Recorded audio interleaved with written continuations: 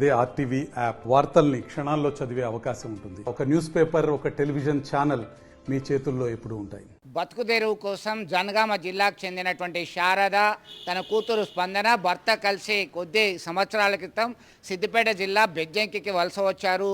కూలీ నాలు చేస్తూ జీవితాన్ని సాగిస్తున్నారు. అయితే ఇటీవల కాలంలో మద్యానికి బానిసైనటువంటి భర్త ప్రతిరోజు తాగి వచ్చి గొడవ పడేవాడు, మద్యానికి డబ్బులు ఇవ్వమని చెప్పి హింసించేవాడు.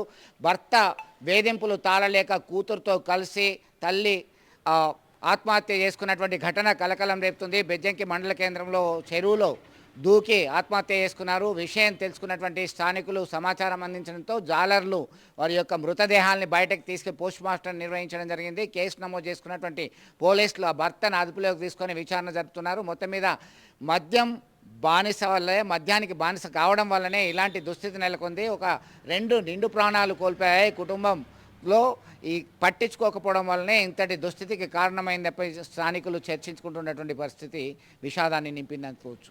మరిన్ని వీడియోస్ కోసం ఛానల్ ని సబ్స్క్రైబ్ చేయండి. లేటెస్ట్ అప్డేట్స్ కోసం వాట్సాప్ ఛానల్ ని ఫాలో చేయండి. అండ్ లింక్ డిస్క్రిప్షన్ లో ఉంది.